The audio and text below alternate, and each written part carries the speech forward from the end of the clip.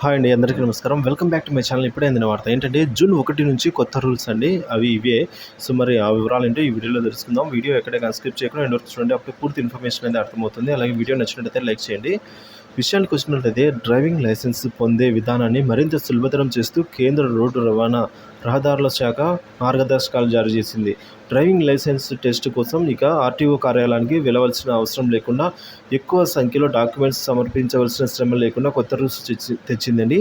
ఈ కొత్త రూల్స్ నిబంధనలు జూన్ 1 నుంచి అయితే అమల్లోకి రానున్నాయి ఈ సంవత్సరం. సో కేంద్రం తెచ్చిన కొత్త రూల్స్ ప్రకారం ఇకపై డ్రైవింగ్ టెస్ట్ కోసం రీజనల్ ట్రాన్స్పోర్ట్ ఆఫీస్ ఆర్టీఓకు వెళ్ళవలసిన అవసరం ఉండదు. ప్రభుత్వం గుర్తింపు పొందిన ప్రైవేట్ డ్రైవింగ్ స్కూల్లోనే ఈ ప్రక్రియ పూర్తి కానుంది. లైసెన్స్ దరఖాస్తుదారులు టెస్ట్ పాస్ అయితే వారికి ప్రైవేట్ డ్రైవింగ్ స్కూల్ వద్దే ఒక ధ్రువపత్రాన్ని జారీ చేస్తారండి. వాటితో ఆర్టీఓ కార్యాలయంలో లైసెన్స్ కోసం దరఖాస్తు చేసుకోవాలి.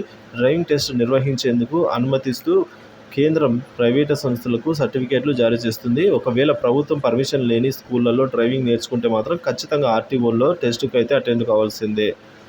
సో లైసెన్స్ దరఖాస్తు కోసం కావాల్సిన డాక్యుమెంట్స్ సంఖ్యను కూడా తగ్గించింది కేంద్ర ప్రభుత్వము. వాహనాన్ని బట్టి, అంటే ద్విచక్ర వాహనమా, బైకా, త్రిచక్ర అంటే ఆటోనా, భారీ వాహనాలు, 4 వీలర్స్, ఈ విధంగా వేరువేరు పేపర్లు ఉంటాయి. డ్రైవింగ్ కోసం నిర్వహించే లైసెన్స్ ఎన్ని రోజులు ఉండాలో కూడా కొత్త నిబంధనలు తెలియజేశారండి. సో కారు, స్కూటరు వంటి మొదలైన లైట్ మోటార్ వెహికల్కు లైసెన్స్ పొందడానికి 29 గంటలు, అంటే 24 వారాలకు పైగా లైసెన్స్ తప్పనిసరి అయితే చేశారండి. మరి ట్రక్కు, బస్సు వంటి మొదలైన భారీ మోటార్ వాహనాలకు వాహనదారుల లైసెన్స్ పొందడానికి 38 గంటల డ్రైవింగ్ అయినా చేసినా లేదా 6 వారాలకు పైగా అయితే లైసెన్స్ ఉంటాయి. ఈ విధంగా ఇందులో ప్రధానంగా ట్రాఫిక్ నియమాలను నేర్పడంతో పాటుగా ప్రాక్టికల్ ట్రైనింగ్ కూడా ఉంటుంది. సో తాము ఆమోదించిన ప్రైవేట్ డ్రైవింగ్ స్కూల్లోనే డ్రైవింగ్ పరీక్షలు నిర్వహించాల్సి ఉంటుందని కేంద్రం వెల్లడించింది. బైకు, ఆటో డ్రైవింగ్ ట్రైనింగ్ కోసం ప్రైవేట్ డ్రైవింగ్ స్కూలు ఎకరా భూమి కలిగి ఉండాలని తెలిపింది. Car, heavy vehicle driving training కోసం 2 ఎకరాలు తప్పనిసరి అని స్పష్టం చేసింది. ట్రైనర్ హై స్కూల్ డిప్లొమాను కలిగి ఉండాలని చెప్పింది. సో అంతేకాకుండా కనీసం 5 ఏళ్ళు డ్రైవింగ్లో అనుభవం ఉండాలి. ఎవరైతే ప్రైవేట్గా ఈ విధంగా డ్రైవింగ్ లైసెన్స్ ప్రొవైడ్ చేయగలగాలో వారికి అండి. సో ఇక ఐడి వ్యవస్థల పరిజ్ఞానంపై అవగాహన కూడా అవసరం అని అయితే కేంద్రం పేర్కొనిందండి. మరి ఈ విధంగా ట్రాఫిక్ రూల్స్ను ఉల్లంఘించినట్లయితే ఇక అంతే సంగతులను చెప్తున్నారు. కేంద్ర రోడ్డు భద్రతను దృష్టిలో ఉంచుకొని కొత్త రూల్స్ను రెడీ చేసిందండి కేంద్రము.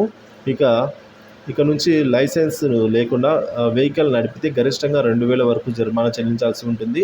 మైనర్లు డ్రైవింగ్ చేస్తున్నట్లు గుర్తిస్తే దాదాపుగా 25,000 వరకు కూడా పెనాల్టీ కట్టవలసి ఉంటుంది. మైనర్ తల్లిదండ్రులు కూడా చట్టపరమైన చర్యలను ఎదుర్కోవాల్సి అయితే ఉంటుందండి. మైనర్ డ్రైవింగ్ చేస్తే వారి తల్లిదండ్రులు కూడా బాధ్యులని చెప్తున్నారు. సో అంతేగాక వెహికల్ రిజిస్ట్రేషన్ సర్టిఫికేట్ని కూడా ఆ వ్యక్తికి రద్దు చేయడం జరుగుతుంది. 25 ఏళ్ళు వయసు వచ్చే వరకు ఆ మైనర్ లైసెన్స్ పొందేందుకు అనర్హుడవుతాడు. మొత్తం మీద కొత్త డ్రైవింగ్ లైసెన్సు నియమాలు మెరుగైన డ్రైవింగ్ ట్రైనింగ్, అలాగే డ్రైవర్లను ప్రోత్సహించేలా ఉన్నాయి. లైసెన్స్ పొందే ప్రక్రియను సమర్థవంతంగా చేయడమే లక్ష్యంగా ఉన్నట్టు అయితే సూచిస్తూ ఉన్నాయి.